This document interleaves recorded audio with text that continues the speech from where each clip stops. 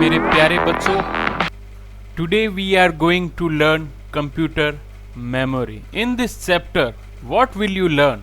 First is computer memory, second is units of memory, third is types of memory, fourth is flash and memory sticks, fifth is RAM, ROM, cache, FDD, SED means flash disk drive, SCD hard disk drive, CD compact disk, DVD digital versatile disk, Blu-ray and cloud storage. मेरे प्यारे बच्चों, इस chapter में हम ये सारे topics आज cover करने वाले हैं। डायग्राम में आपके सामने पेश है hard disk, RAM, ROM, CD, DVD, tape, pen drive, memory card, floppy, ये सब कंप्यूटर की मेमोरी होती है। क्या होती है कंप्यूटर की मेमोरी? चलिए देखते हैं। मेरे प्यारे बच्चों, आज के चैप्टर का नाम है कंप्यूटर मेमोरी। और एक बार फिर से मेरे प्यारे बच्चों, आपको रिक्वेस्ट करते हैं, कहिए अपने मम्मी पापा को, मम्मी डैडी को, अगर आपने अभी तक ज्ञानिस्टा चैनल को सब्सक्राइब नहीं किया है तो अभी इसे तुरंत प्रभाव से सब्सक्राइब कर ले, ताकि आगे आने वाले टाइम में आपको बहुत सारी चीज़ें सीखनी पड़े, सीख सको। और बेल आइकन पर ज़रूर क्लिक कीजिए ताकि आपको नोटिफिकेशन टाइम टू टाइम मिल सके। तो मेरे प्यारे बच्चों, ये है आपके 5th क्लास स्टैंडर्ड के लिए, 5th क्लास के लिए कंप्यूटर का पार्ट, कंप्यूटर मेमोरी।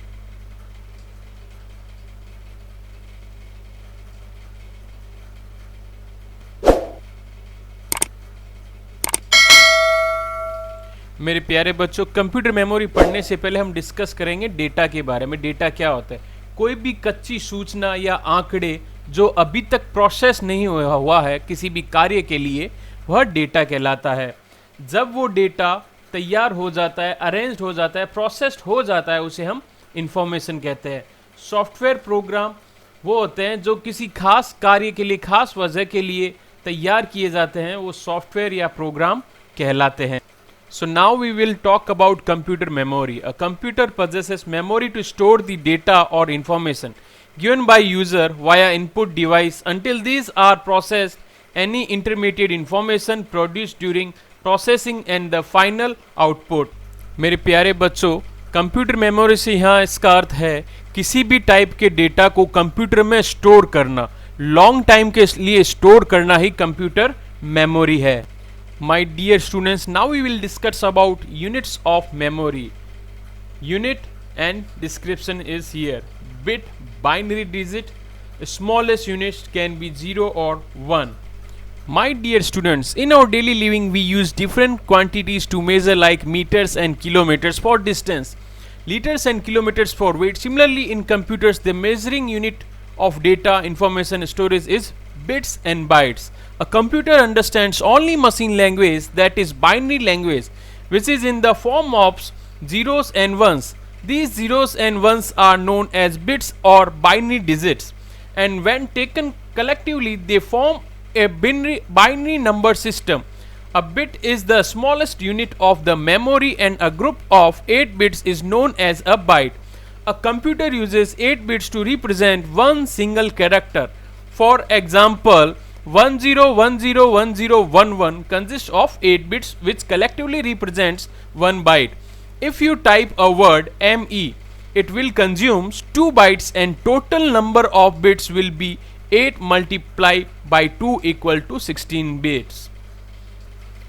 तो मेरे प्यारे बच्चों, जैसा कि हमने पढ़ा कि कंप्यूटर सिर्फ जीरोस एंड वंस की लैंग्वेज ही समझता है, जिसे हम बिट्स या बाइनरी डिजिट्स भी कहते हैं। बिट्स जो होता है वो स्मॉलेस्ट यूनिट होता है मेमोरी की। हमने कई बार हम अपने मैथ में पढ़ते हैं, किलोमीटर पढ़ते हैं, किलोवाट पढ़ते हैं, ये सारे मेजरमेंट होते हैं। इसी तरह यूनिट्स ऑफ मेमोरी में भी कंप्यूटर के भी मेजरमेंट्स होते हैं। तो चलिए उनको इस टेबल के माध्यम से समझते हैं। Let's see about units of memory in units and description. So let's check out my dear students. Nibble, 1 nibble equals to 4 bits. Byte, it's represent B. 1 byte equals to 8 bits. Kilobytes, it's represent KB. 1 KB equal to 1024 bytes.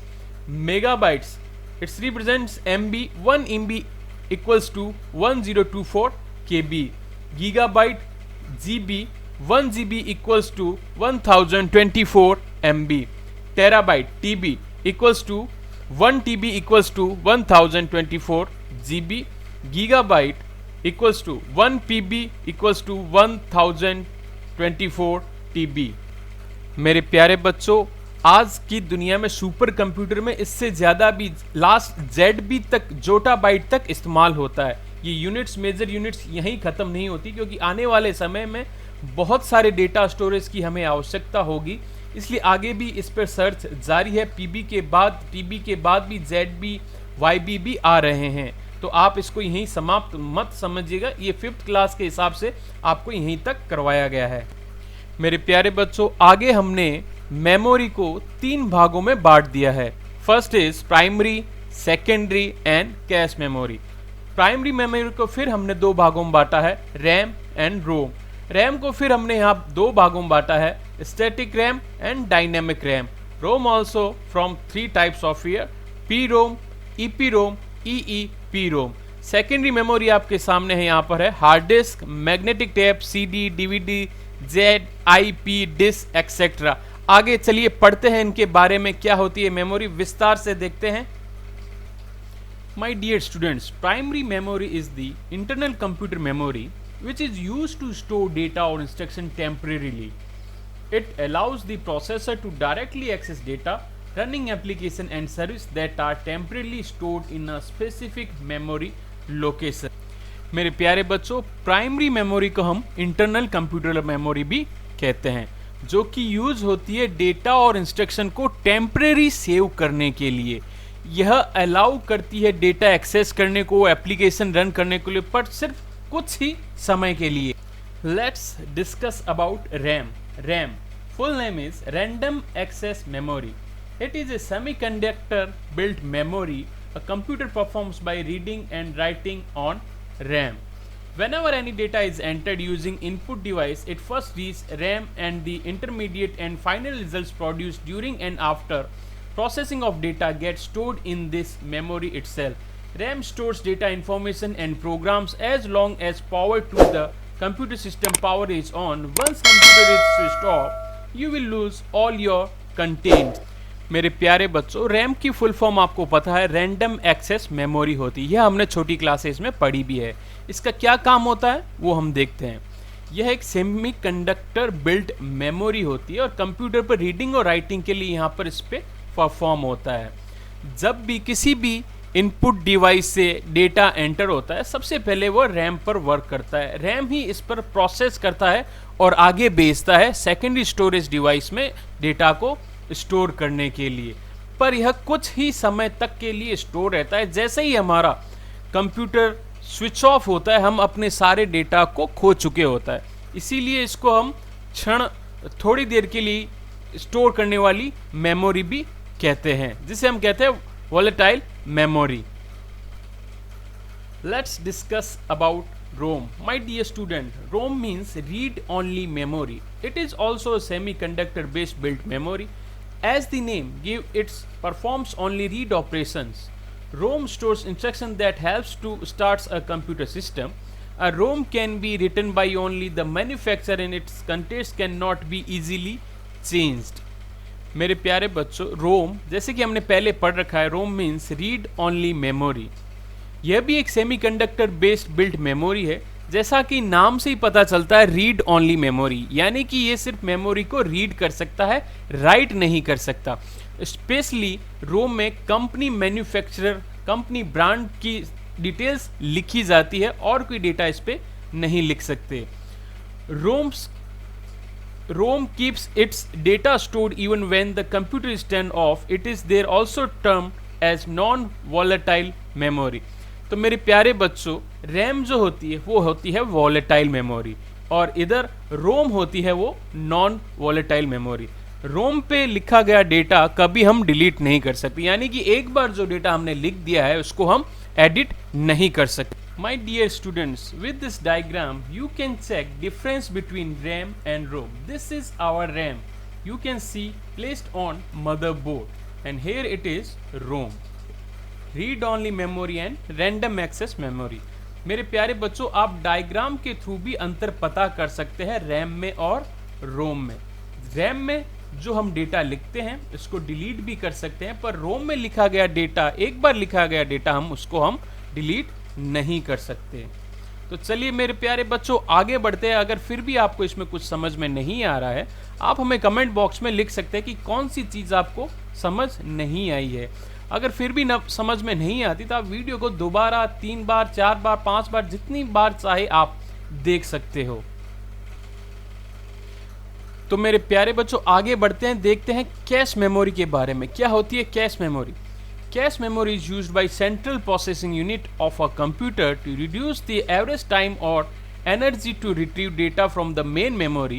Cache memory is a smaller and faster memory that stores data from frequently used RAM location.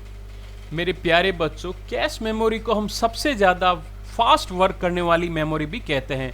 Primary memory, secondary memory और cache memory. Cache memory ही help करती है data और energy बचाने के लिए। यह energy और time तो बचाती है, कैश मेमोरी डेटा को तुरंत प्रभाव से एक्सेस कर लेती है। तो दोस्तों, आज के लेसन में आई होप आपको सब कुछ समझ में आया होगा। दोस्तों, तो ये था मेरे प्यारे बच्चों, ये था पार्ट फर्स्ट, आपके कंप्यूटर मेमोरी का पार्ट फर्स्ट था। पार्ट सेकंड भी कुछ ही देर में आपके सामने होगा। तब तक के लिए इस पार्ट 1 को आप कंप्लीट रेडी कर लीजिए, कंप्लीट लर्न कर लीजिए। बहुत बार इससे क्वेश्चन आगे कंपटीशन एग्जाम में भी पूछा जाता है। Thanks for watching friends. मेरे प्यारे बच्चों, पूरा वीडियो देखने के लिए बहुत बहुत धन्यवाद। तो आपको बता दूं, ज्ञानिस्टा अब बहुत सारे सोशल मीडिया प्लेटफॉर्म पर अवेलेबल है। आप फेसबुक पे, इंस्टाग्राम पे, ट्विटर पे, यूट्यूब पर आप अभी देख ही रहे हैं। तो टिकटॉक पर भी ज्ञानिस्टा अवेलेबल है, ये इनकी यूज़र नेम है, आप उनको सर्च कर सकते हो। तो अभी के लिए जय हिंद, जय भारत, वंदे मातरम। घरों में रहिए, सेफ रहिए, कोरोना से आप भी बचिए और दूसरों को भी बचाइए। वंदे मातरम।